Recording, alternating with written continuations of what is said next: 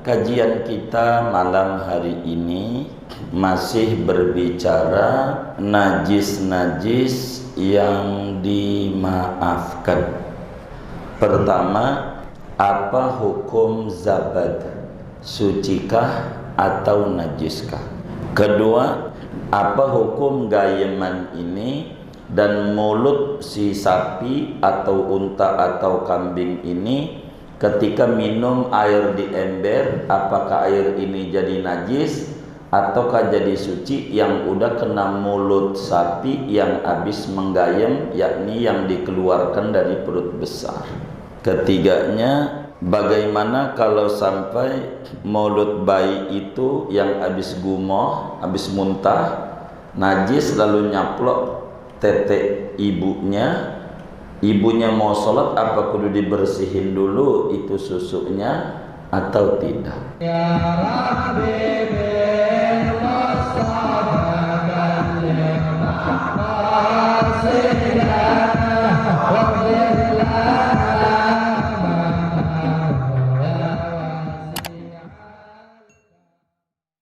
Assalamualaikum warahmatullahi wabarakatuh.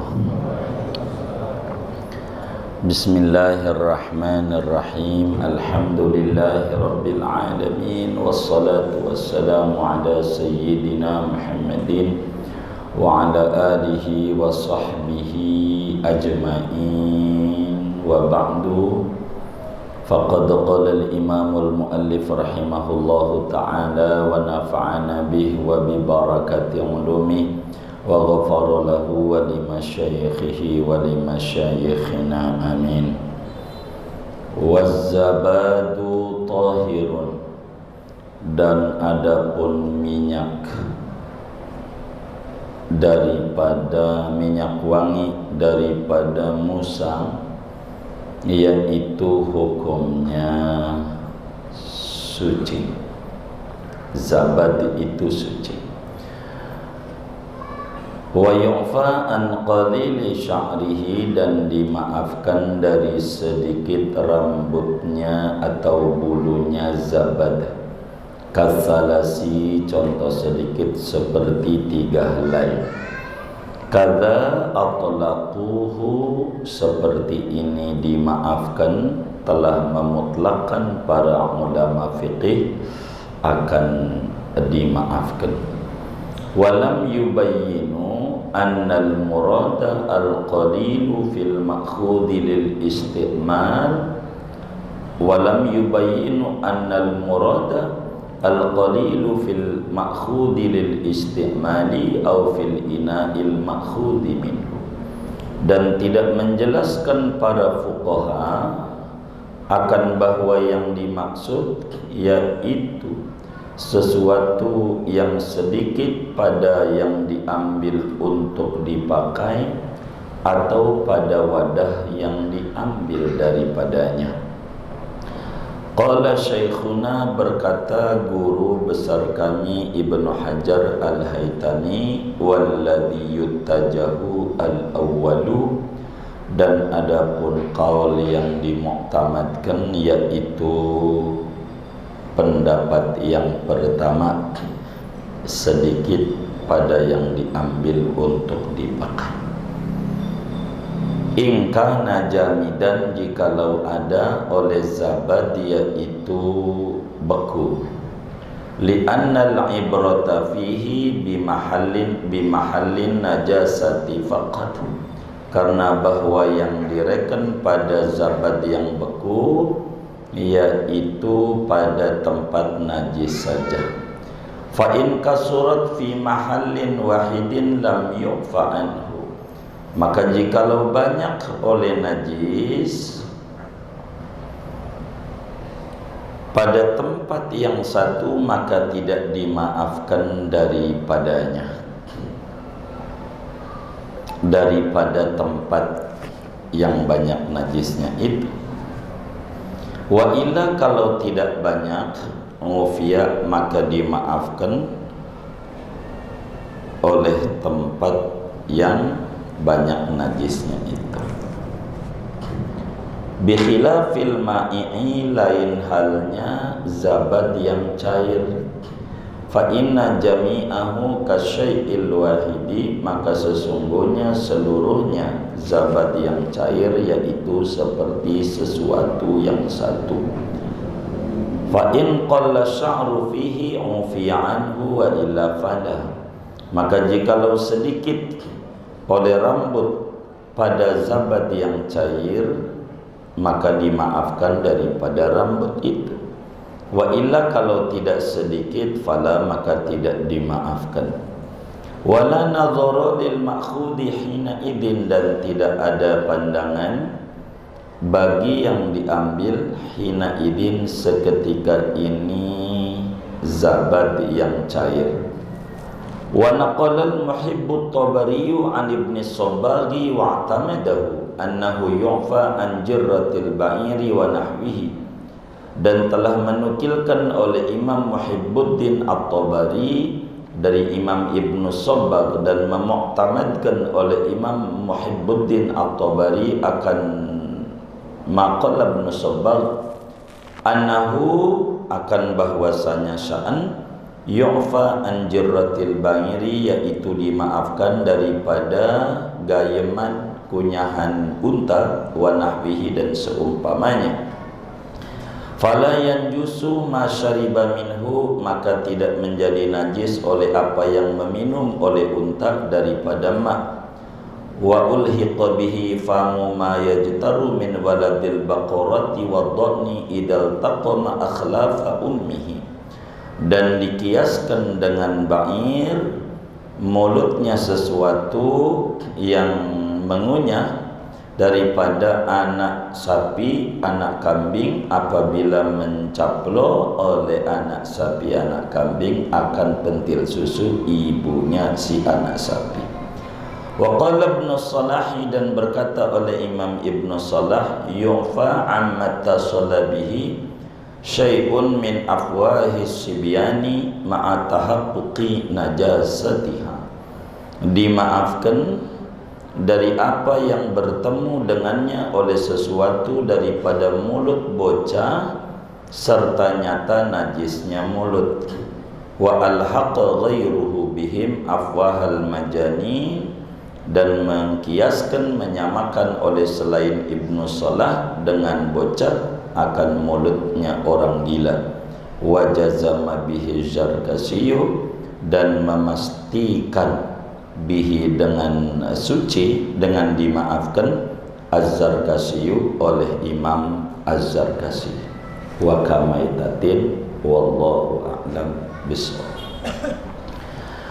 Bapak, Ibu, saudara-saudara sekalian, kajian kita malam hari ini masih berbicara najis-najis yang dimaafkan. Ada beberapa materi, setidak-tidaknya ada 1, 2, 3, 4, ada 6 materi, disingkat jadi 3 materi. Pertama, apa hukum zabad, sucikah atau najiskah? Itu 1. Kedua, apa hukum gayeman? Tahu gayeman ya? Sapi itu perut besarnya 2, udah ditelan, dikeluarin lagi. Apa bahasa Betawinya? Gayem juga. Baik, bisa difahami. Baik.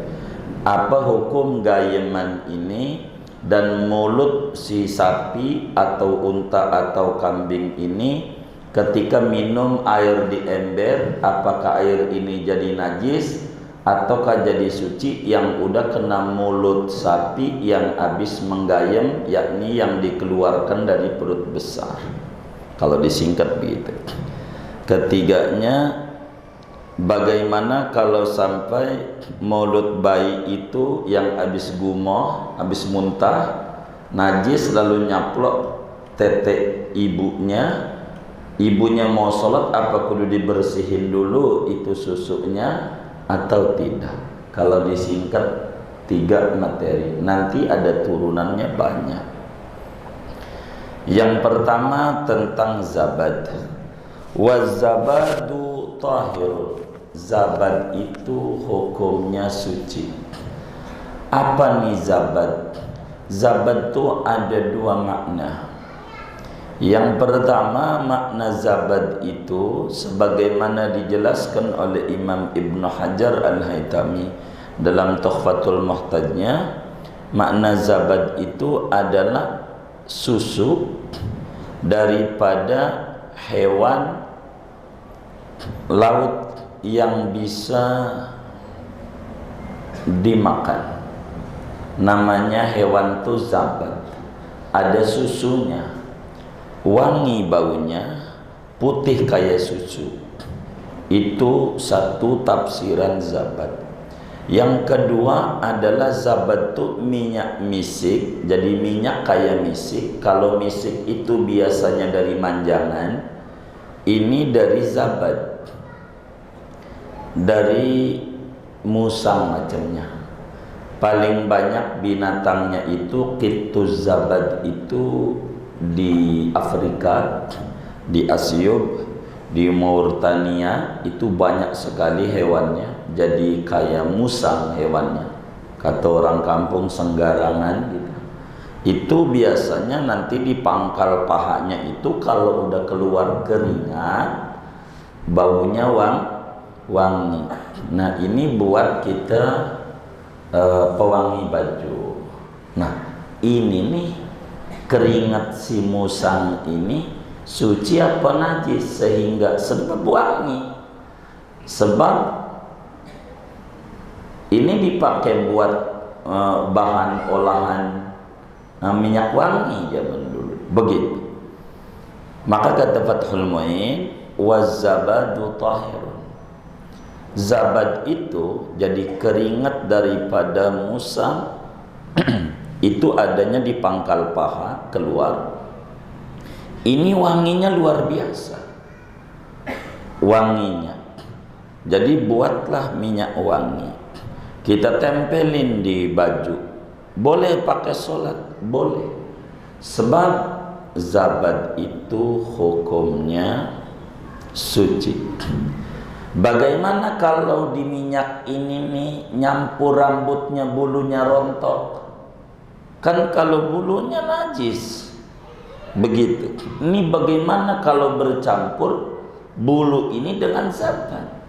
Begitu. Apakah enggak zabadnya najis? Begitu. Nah, wa yu'fa an qalili sya'rihi. Kalau bulu itu dari zabad itu adanya sedikit, itu dimaafkan. Rumus sedikit itu bagaimana? 3 ke bawah. Kalau cuman ada 3 helai nempel di zabad, di minyak misik dari musang ini, ada itunya, ini masih asli, mahal dijualnya. Begitu. Ini kalau ada bulu sedikit daripada musang yang rontok itu dimaafkan. Artinya zabad boleh dipakai minyak wangi buat kita sholat dan baju kita tetap suci, yakni sholatnya tetap sah.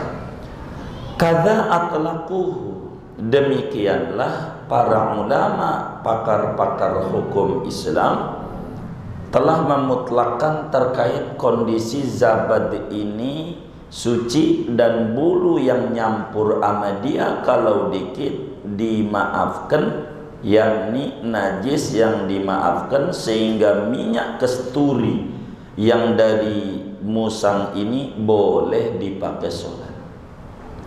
Walam yubayinu, hanya para ulama tidak menjelaskan terkait dimaafkannya. Apakah bulu sedikit yang dimaafkan itu pada bulu zabad yang keambil untuk kita pakai di baju nyangkut sehingga kemudian ini dimaafkan, atau pada wadah waktu ngambil ini zabad, wong keringat daripada musang ini yang wangi ini, kalau di kita nggak ada ini zabad ini, nggak ada. Mungkin sebagian daerah ada, tapi kalau di daerah di Banten tidak ada ini zabat ini. Begitu. Jadi kalau umpamanya di wadah, apakah ketika ada 3 helai bulu ini yang dimaafin yang sedikit ini pada wadah ataukah pada pemakaian? Ini para ulama tidak menjelaskan itu. Ibnu Hajar Al-Haytami, gurunya Fathul Mu'in, mengatakan yang mu'tamad berbicara dimaafkan adalah pada zabat yang diambil untuk dipakai kemudian ke bawah ketarik si bulu itu yang disebut dimaafkan. Cuman masalahnya ini zabat ini ada yang beku, ada yang cair, kayak minyak samin. Ada yang beku, ada yang cair.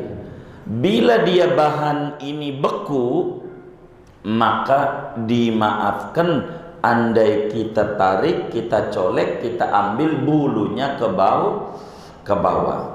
Sebab apa? Sebab yang di mu'tabar, yang direken di dalam masalah zabat yang beku itu berbicara pada tempat najis saja. Jadi bila ada bulu daripada musang yang melahirkan kesturi ini ke bawah pada zabat, pada minyak itu, maka bulu itu dilihat. Kalau sedikit dimaafkan. Kalau banyak, fa in kasurat fi mahallin wahidin lam yu'fa'an. Kalau banyak bagaimana? Kalau banyak dilihat. Kalau banyaknya itu ada pada satu tempat saja daripada zabat yang beku, maka tidak dimaafkan. Wa illa ufiya. Kalau tidak banyak, maka dimaafkan. Jadi ala kulli hal, bagaimana kalau ada bulu rambut musang yang nyampur pada minyak kesturi yang dihasilkan dari musang punya keringat, namanya zabat. Bisa dilihatlah di Google. Kalau pengen tahu zabat bentuknya kayak apa, lihat saja. Jadi kayak musang begitu. Kalau di kita itu banyak, suka diternak. Kalau di Asyub itu daerah dari Mauritania, begitu daerahnya. Di Afrika itu banyak sekali. Nah, zabat kalau ada bulu sedikit dimaafin, kalau banyak tidak dimaafin. Kalau banyak, berapa standar dikit? 3 ke bawah. Kalau 4 dan seterusnya, itu namanya banyak. Maka tidak boleh si minyak kesturi dari musang ini kita pakai, sebab terlalu banyak daripada rambut ini sehingga najis yang tidak dimaafkan. Bagaimana kalau zabatnya udah cair, enggak beku? Kalau udah cair mah udah seluruhnya sama seperti satu. Sama seperti hukum minyak samin. Kalau kejatuhan bangkai tikus, kalau beku diambil aja bangkai tikusnya, najisnya, lalu sekitaran najis dibuang, sisanya sud. Tapi kalau udah cair mah kena bangkai itu mah seluruhnya najis. Itu begitu. Bagaimana kalau yang cair ada rambutnya? Zabat yang cair. Hukum rambut ini, fa in qalla sya'ru fihi ufiya anhu wa illa falah. Kalau zabat yang cair ini terkait zabat yang cair, kalau bulu itu sedikit sama seperti yang beku, dimaafkan. Kalau banyak, maka tidak dimaafkan. Cuman kalau pada yang cair, wala nadharu lil ma'khudi hina idzin, tidak dipandang masalah yang diambil ketika zabad itu cair. Ala kulli hal, hukum zabad suci, tapi bulu yang didapat dari kesturi yang dari musang ini dilihat. Kalau nyampur ke situ dikit dimaafin, kalau banyak tidak dimaafin. Begitu Datuk. Materi kedua, bagaimana hukum gayeman unta, sapi, karena unta dan sapi itu punya dua perut. Di dalamnya ini perut besarnya dua. Pertama untuk menggiling kotor, yang kedua untuk menggiling halus. Dua. Yang kotor disimpan di bagian pertama, sesudah disimpan lalu dikeluarkan lagi oleh dia, dikunyah, sesudah lembut baru dimasuki. Itu yang namanya binatang, sapi, unta, dan seterusnya. Kenapa? Karena dia tidak tahu. Kalau kemudian dia makannya udah kenyang dikit, ya amat tuannya, ya udah, kalau dikit mau udah, minta lagi nggak bisa ngomong dia. Maka apa yang disediain dimasukin. Nanti ketika tuannya udah masuk semua, udah pergi, dikeluarin lagi. Masih makan sebetulnya, masih makan. Begitu. Kayak orang-orang ketika tahlilan itu, jeruk masuk ke tas. Itu masuk ke tas. Ini kantong yang satu. Orang udah habis, dia masih ada. Maka kenapa kita makanan harus sampai lembut? Karena perutnya cuma satu. Kalau udah masuk nggak bisa kita keluarin lagi.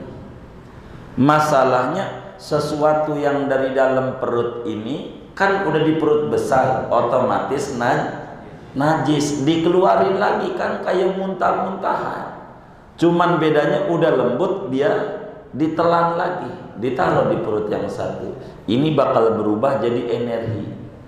Sama seperti gilingan padi. Gilingan padi itu ada dua mesin olahan, molen, moles. Gilingan padi itu pertama membuang gabah, kulit yang kuningnya itu, tapi enggak bersih, hanya sebagian aja, kira-kira 70% bisa terbuang, masih belum semua. Maka diulang lagi di mesin yang satunya, baru sudah bersih.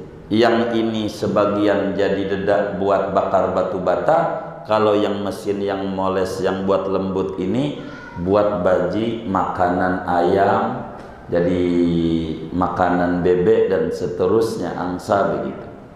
Nah, bagaimana hukumnya gayeman sapi? Kalau di kita unta nggak ada, di Ragunan ada, cuman kurang makan gayanya.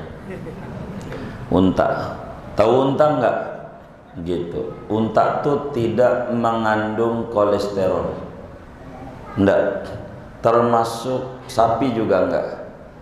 Ngandungnya apa? Anaknya. Kalau mengandungnya anaknya. Ya.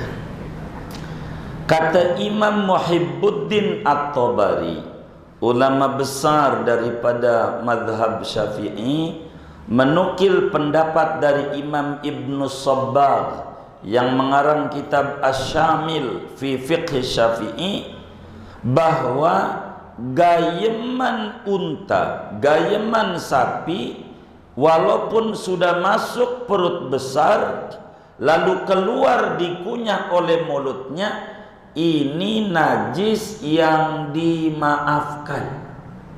Sehingga ketika sapi itu seret, kan seret, dia pengen minum, otomatis mulut yang ada najis kena air di ember. Ini masalahnya air di ember nih najis apa kakak? Dijawab najis yang dimaafkan. Sehingga air yang di ember yang diminum oleh sapi masih boleh dipakai wudhu, masih boleh dipakai mandi junub. Begitu.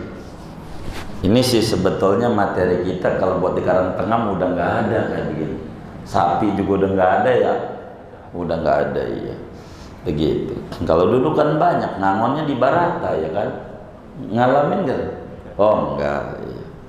Begitu. Fala yanjusu masyariba minhu, maka tidak jadi najis wadah air ember yang diminum oleh sapi yang habis ngegayem. Air itu masih bisa dipakai berwudu, masih bisa dipakai mandi, tidak najis. Meski kita hukumi najis mulutnya si sapi karena dia menggayem. Begitu. Lalu bagaimana ilernya? Kadang sapi di situ ngiler juga, yang netes tuh masuk situ. Imam Romli di dalam kitab Nihayatul Muhtaj mengatakan sama, dimaafin. Walaupun itu iler dari perut besar, sehingga air itu masih boleh dipakai wudhu untuk sholat. Ini semuanya ngomongin sholat ujungnya. Lalu bagaimana anak sapi yang mencaplok puting ibunya tuh, susu ibunya?